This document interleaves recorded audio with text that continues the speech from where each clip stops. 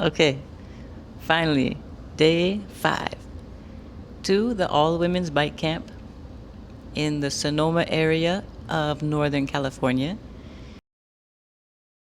The Motel 6 was great. At first I was kind of skeptical, and I do have some beef, but it was quiet. Shocking, it was quiet and it was comfortable. However, I don't know if there was dust in the air or maybe in the pillow or the mattress, but I woke up and my eyes were like swollen shut. My throat hurt. I was sneezing and coughing, and my face was swollen. It was kind of crazy. However, not all the swelling was from whatever was happening in that room. I had a lot of water retention, which is pretty normal for me.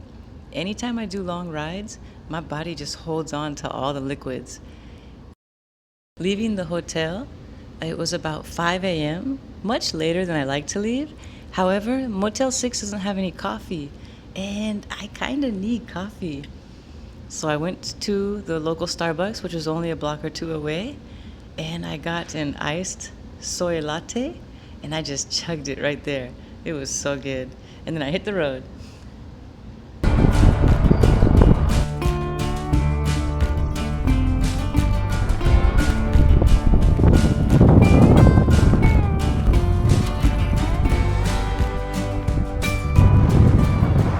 But this route was very short, but it had a lot of climbing. It finished up on the coast from Fort Bragg, and then about 20 miles south, I turned left and headed east on Highway 128.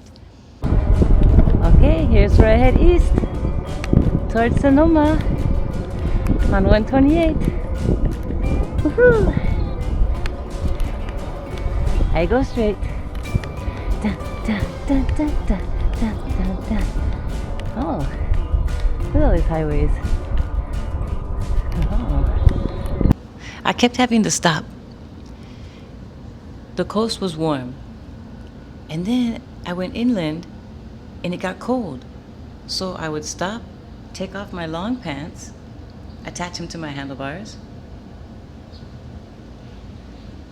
and then I'd have to stop somewhere else to get my puffy jacket out of my saddlebag and put that on. I've gotten too warm again.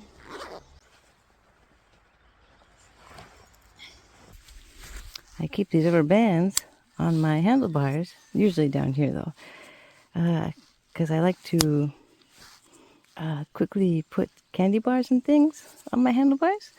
But I found another use for them. When my layers get too much, I wrap up my layer and I put it on the front here. So I'll put this rubber band here and then this other one here, and we're good to go.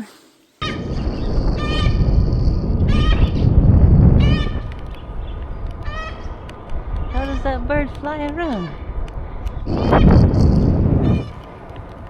I can't imagine it has much fun in a cage. California confuses me. The coast was really warm. I had to stop and take off my pants. Now I'm heading east and I'm freezing. So I stopped to put on my jacket. And I was really hungry, so I stopped to eat my Snickers bar. And I might dig into my burrito. I'm gonna put on my jacket. I'm cold. Yo, California, why are you so cold? I had to stop and put on my coat. It's so cold. Once you've seen one wine vineyard, you've kind of seen them all. There's a sign, wine tasting. There's another sign, wedding events here. And then you see vineyards and grapes. And then you see it again. And then again. And you see some more vineyards. Yeah, I didn't take a lot of video of the vineyards.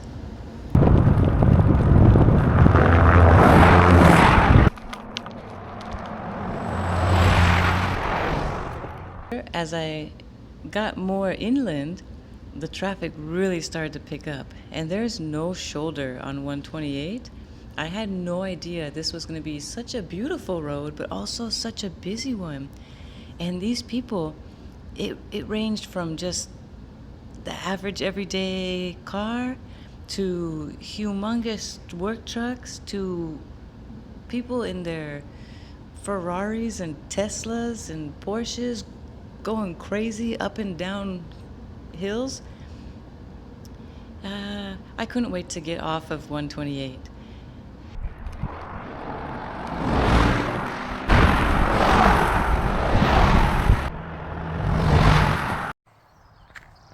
I'm gonna stop right here and I'm gonna finish eating my burrito. I had to take a nature break too. Look at this burrito. It's so big, it fits in the whole Yuppie bag. Whoop. I was really happy to see, I don't want to call it city roads, to see neighborhood roads or suburb roads, because there was bike lanes and it got quiet because Highway 128 was really awful. What I didn't know is that a lot of the roads on the route were service roads, or roads not necessarily traveled much by the neighborhood folks, and they were really beat up. Oh my God, they were bone jarring. It was crazy, but it was better than Highway 128.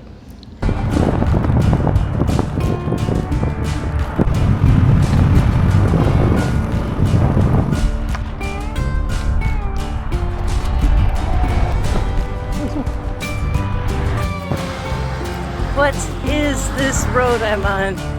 And why is it so bad? It's hurting every part of my body. I wound my way through the local neighborhoods and eventually found the destination. This bike camp was being put on by a fellow coalition member. Oh, there's the street. Hey, how's it? Oh my God. I'm so glad you guys are standing here. Yeah. I kept going. I got to mountain bike for the first time. Becca let me use her son's mountain bike. It was so cool. If I could, I would get one, but I don't have anywhere to ride it, and I've already got a bike. Mountain biking for the first time. Pretty cool bike, huh? Yeah. Wait, let me look back.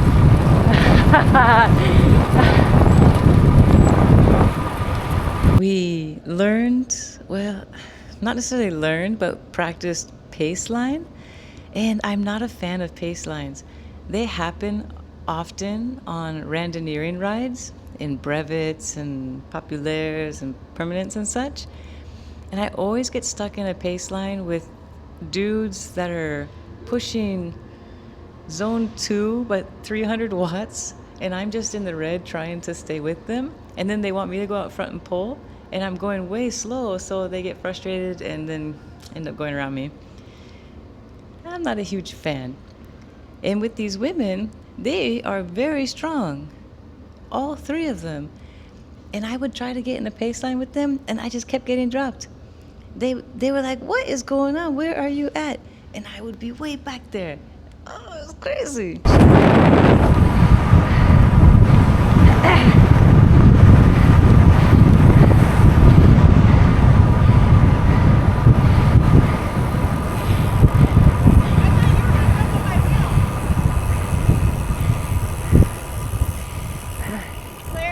Clear. Mahog, I thought you were gonna jump on my wheel. I couldn't. I was like, come on.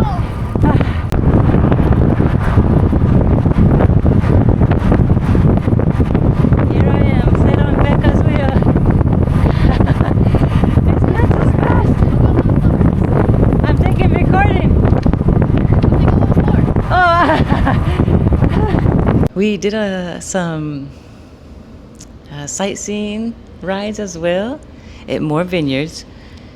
in local areas, local climbs, local lakes and things. It was nice.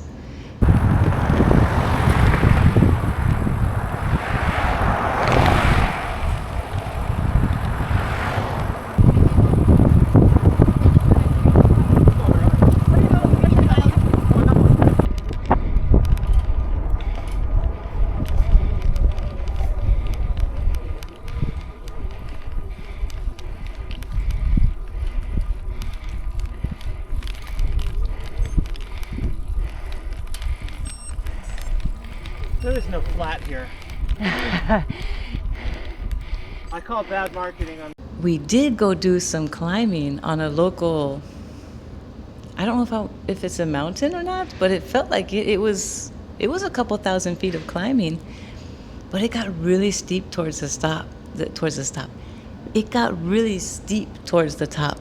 So much so, I started getting scared because I stopped, turned around and looked behind me, and the road is just trashed. It is potholes, cracks, it's degraded, and I was scared. So I stopped way before the end, and I turned around, I met the girls again, and then we started descending together.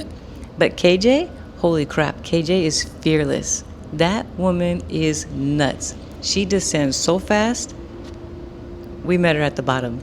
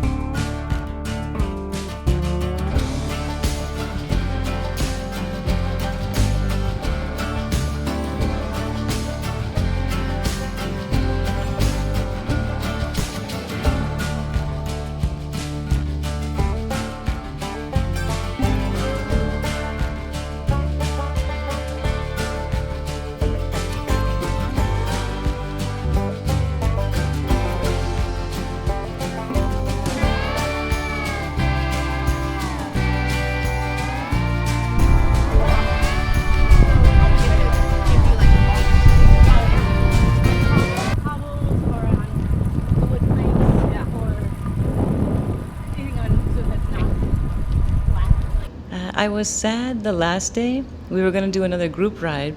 However, I really wanted to ride to the Amtrak station just to cap off the whole thing, commuting down there and then commuting to the train station myself.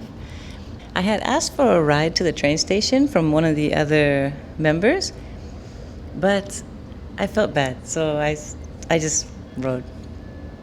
We also got to watch, she wanted us to see a live crit race while we were there. And I got to watch the women race, which was a very small field, and the men race, which was a really big field. But Becca also raced in the women field her first time. It was so fun. KJ, she raced as well, and of course she crushed it. Go! Let's go, Becca! Go, KJ!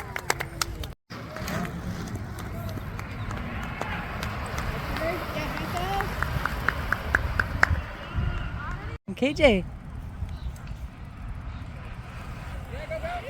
Whoa, holy smokes. Get dressed, Becca. Oh, look at him go. Oh man, they started early. Oh my. Look at that. Oh, KJ, dang girl. Shoot. Great sprint, ladies. Woo! Don't think randonneers can't race, because they can. That cat Dan that gave me that route with 128, he raced in the men's and he got podium. I know he got podium for the sprint points. I think they're called prims or primes. And I'm not sure if he got podium for the whole thing, but it was really cool. That guy is a beast. Oh, is that Dan? Oh, yes! Woo, Let's yeah, go! Dan. Woo! Yes! That's coalition out front for a Peloton. Randonneer! Woo!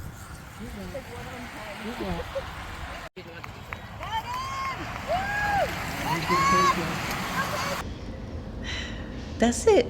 That was it. That was my bike commute to women's only bike camp.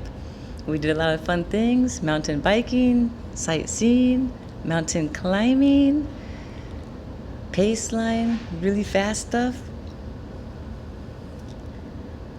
Yeah. All right, well, next video should be some randonneering stuff. Okay, see you next time. Bye.